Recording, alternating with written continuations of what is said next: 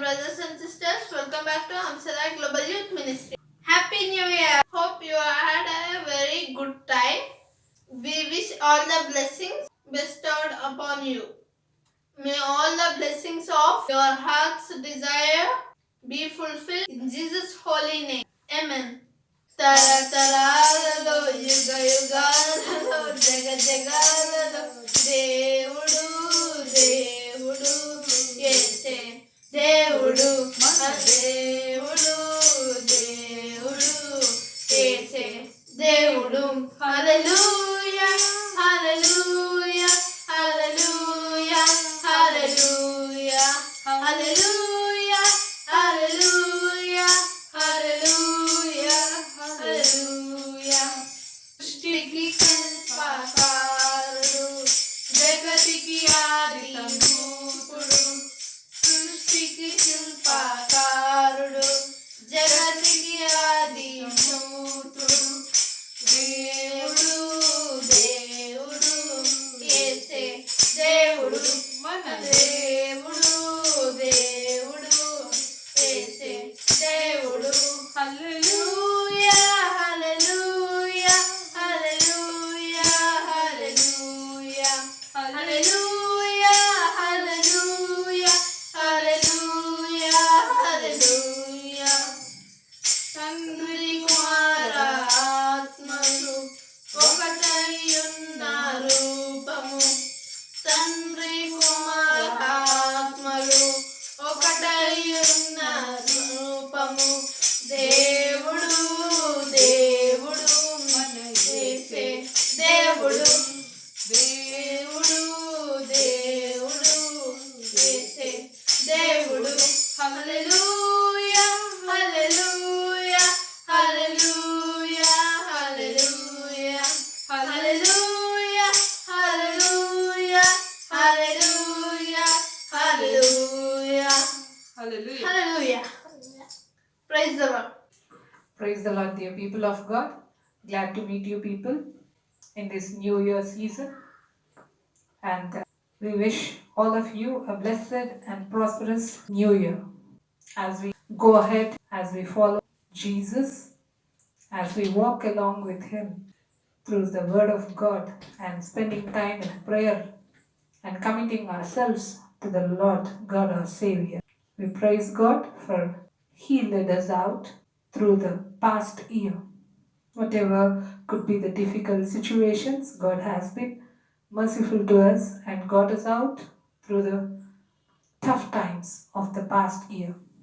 ప్రభు యేసు నామమును బట్టి దేవుడు మనకు అనుగ్రహించిన నూతన సంవత్సరమును బట్టి మీకందరికీ నూతన సంవత్సర శుభాకాంక్షలు.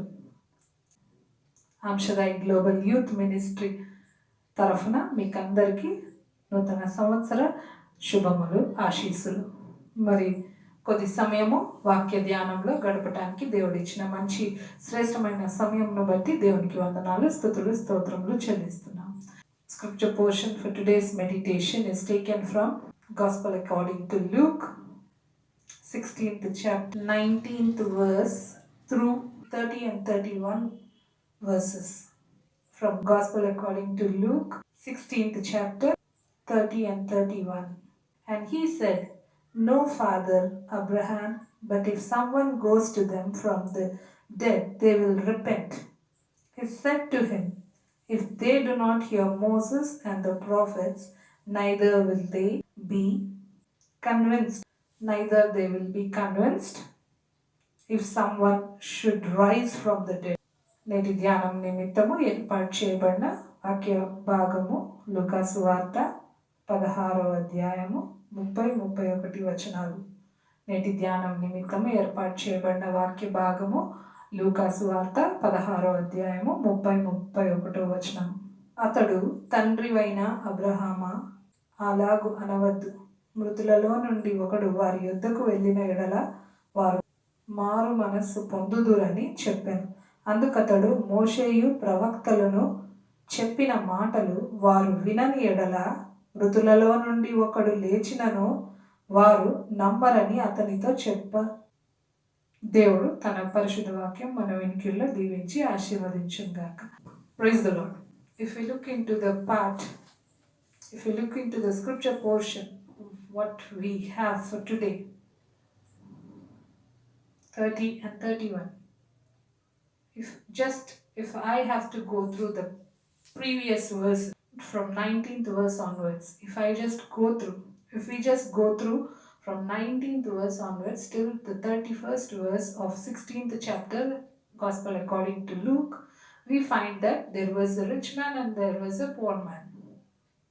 Yes, and those two people, the rich man lived his life so comfortably, so luxuriously. If we see these verses, there was a rich man who was clothed in purple and fine linen and who feasted every day. He feasted every day. He had enough every day. He feasted. Just, they didn't say he dined. He feasted every day.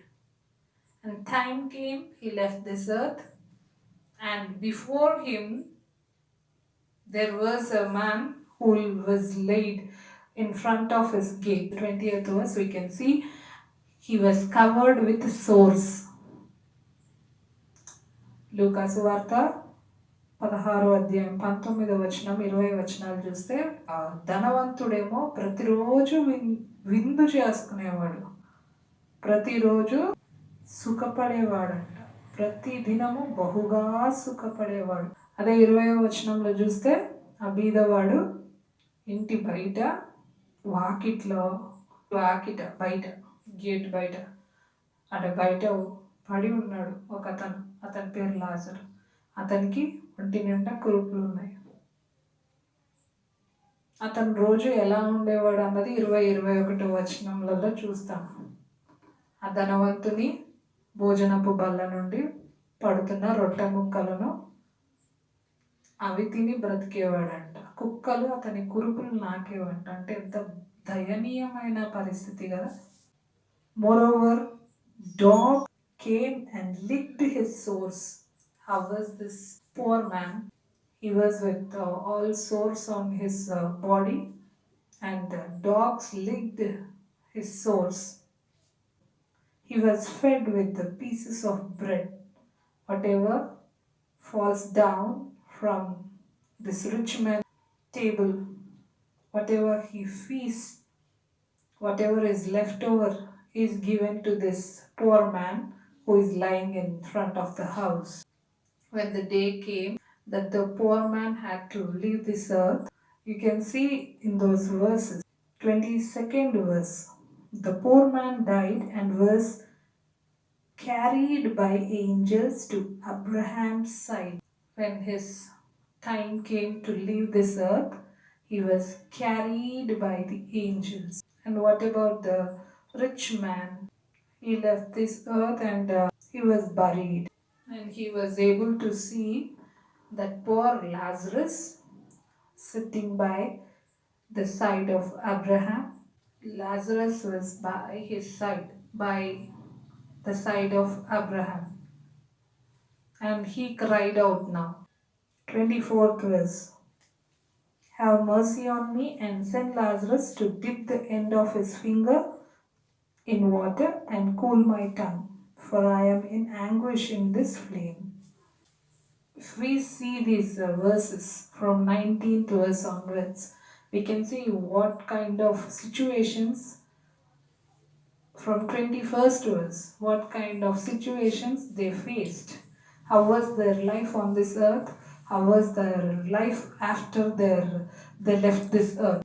And at that moment, that rich man is asking, please send Lazarus so that he will tell to my brothers and they will repent at least. And see the final verse, the last 30th verse and 31st verses. They speak about when they didn't listen to the prophets like Moses. When they didn't listen to the prophets like Moses, they didn't listen to the prophets.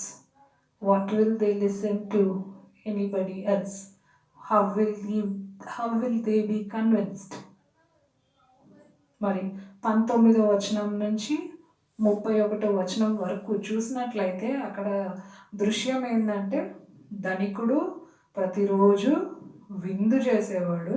బీదవాడు ఎవరైతే కురుపులతో వారి ఇంటి బయట ధనికుని ఇంటి బయట పడి ఉన్నాడో అతను ఏం చేస్తున్నాడు? అతను ఈ భూమిని విడిచి వెళ్ళంగా దూతలు వచ్చి కొనిపోయినాయి. ఈ ధనికుడు భూమిని విడిచి వెళ్ళినాక పూడ్చబడ్డాడు.